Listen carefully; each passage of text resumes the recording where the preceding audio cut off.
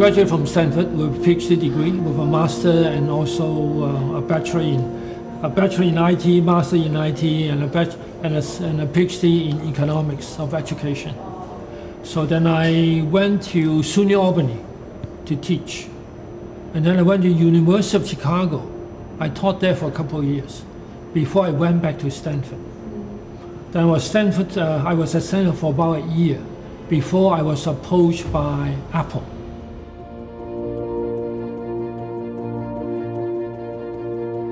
Terry was introduced me by one of the colleagues. So I had dinner with him, I remember the first time. I even remember where we went.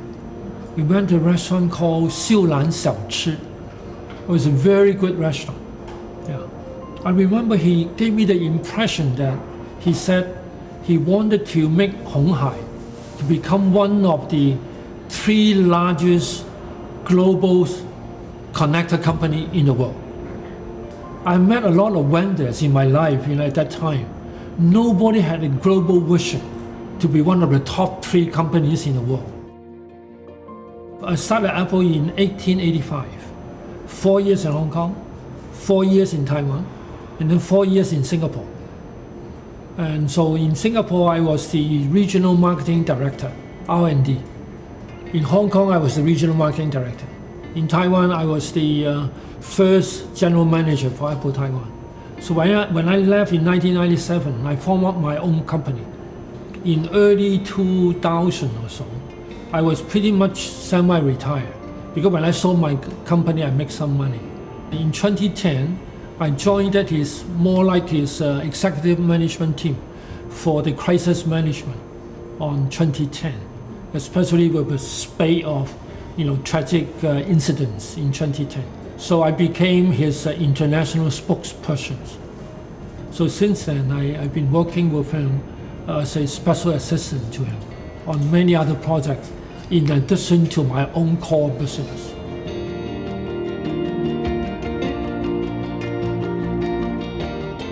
A lot of time he sees things very differently. I would argue that he sees things he would put himself in a position. If he is talking to Tim Cook of Apple, he would really put his position as that, he is in the same rank and file with all the titans of the conglomerates of the world. He would not look at himself, I'm just a manufacturer, or I'm just his suppliers. He won't say that, and he won't feel that, right? And he won't behave like that. So that's why I think people respect him. And I remember Terry asked Tim and said, hey Tim, can you share with me, in the next few years, what will be your forecast for iPhone? So at the time, we don't even have electronic board. So Tim just went up to the whiteboard and used a felt tip pen to write. At the time of 2010, he would write down 2011, 2012, 2013, and write down the number of iPhones he was thinking for the next few years. And the first thing Terry would say, no, I don't believe you. And Tim was kind of shocked, right? And I was shocked too. It's kind of impolite to tell your customers that you don't believe in him, right? But Terry said, I think you are sandbagging because I think the number is a lot higher. It's not that small. The team think about it. I think he thought about it and said, yeah, maybe you are right, maybe a little bit larger than that. So Terry went up. He basically rewrite all the numbers. And then he shared with Tim, there's no way in Shenzhen, no matter how we expand, there's not enough people here, not enough land here. We cannot accommodate this kind of growth. And if you agree with me, I would expand to another 2 cities. One for the pad, the other is for phone.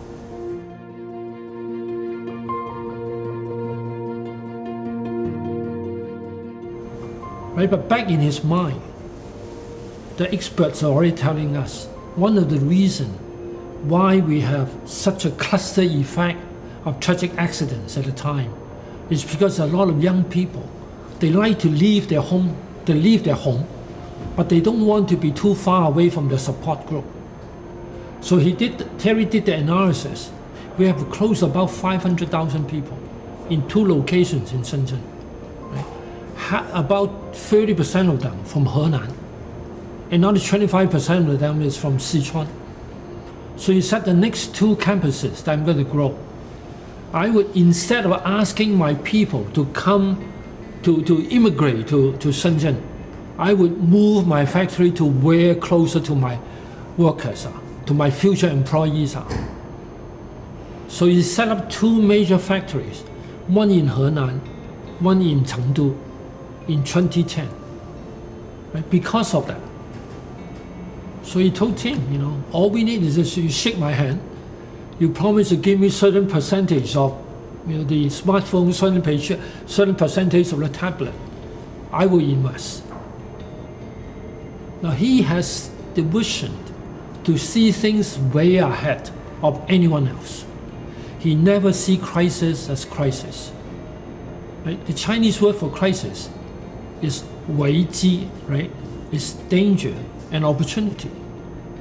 So he has the ability to not only resolve the danger, but to take advantage of how it turns into opportunities, right? To build up what is to come. So he has done that from time to time.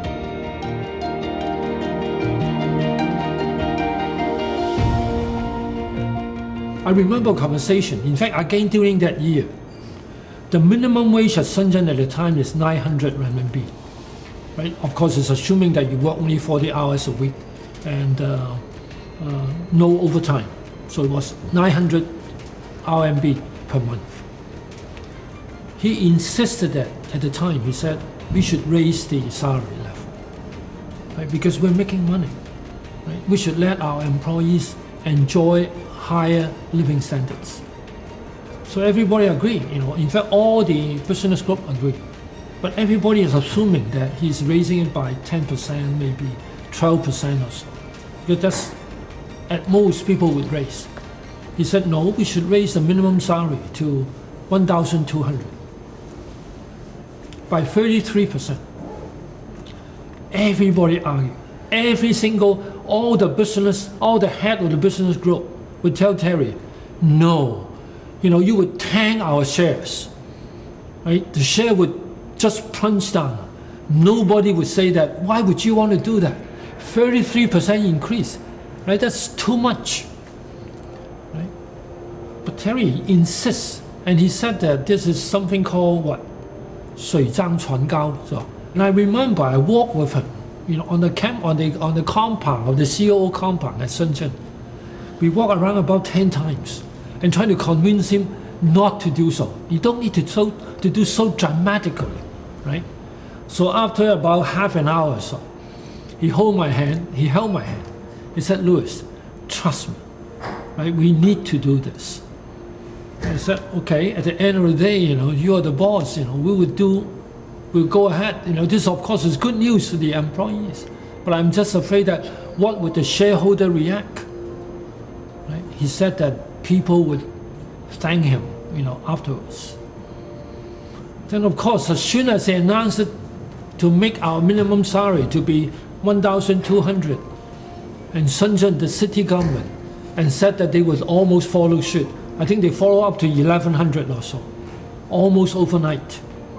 He made decisions of this kind out of the box, different from anyone else.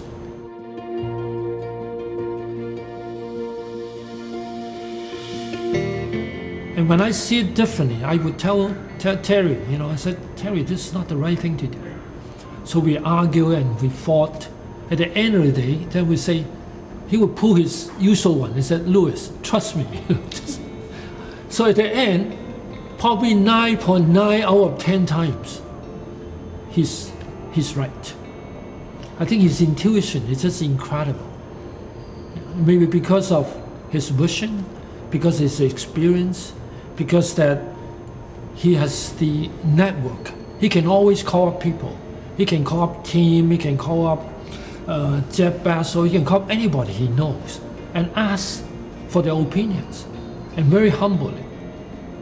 When he first started, he probably doesn't know anything about 8K, 5G, he doesn't know about AI. He asked, right? As if he is just a primary school student, and he learned from them. So I always tell my friends that Terry is just like 金庸的一个什么吸金大法。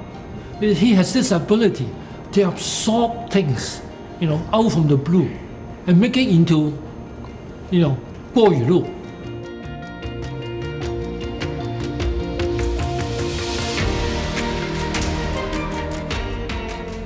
I think President Trump always looked at Terry as a potential investor and also as a very strategic element in his whole drive to revitalize or to rebuild American manufacturing.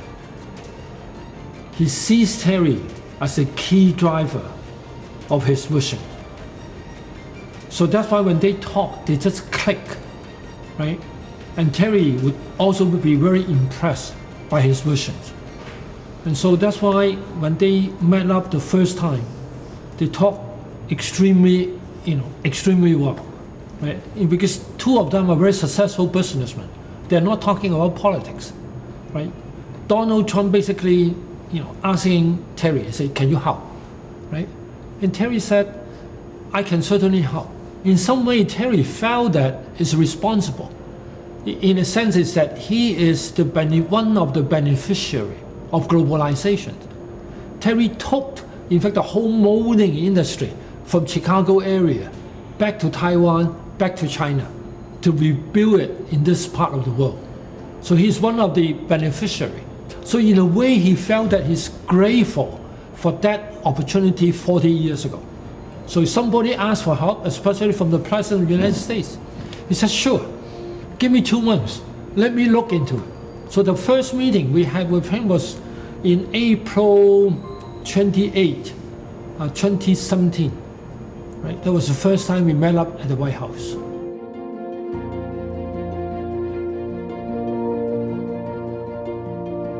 Well, I happen still to be the spokesperson for Foxconn for the international media. At the same time, I'm the project manager for Wisconsin.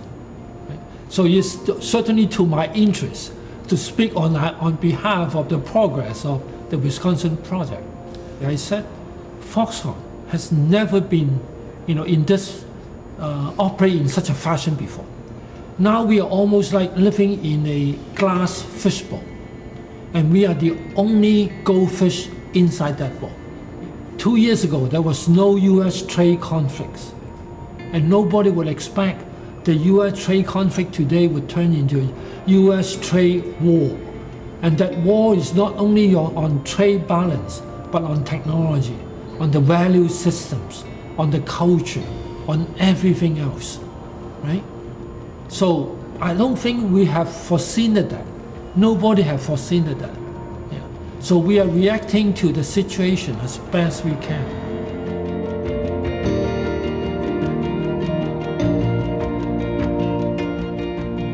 No matter where we build our factory, we don't normally share with people by now or by when we're going to build up how large a factory, by when I'm going to hire so many people.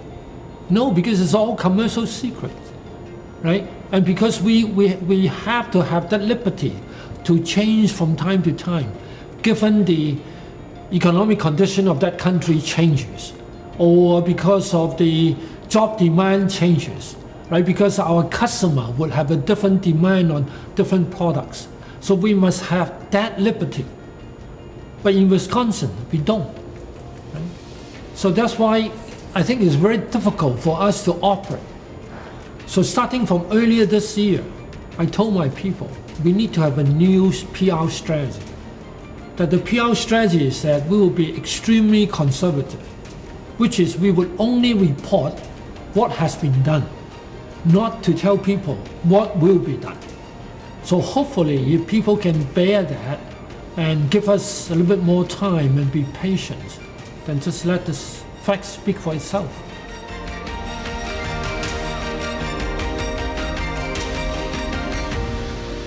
He's rich enough to buy anything he wants, so I don't think he's doing things for money anymore.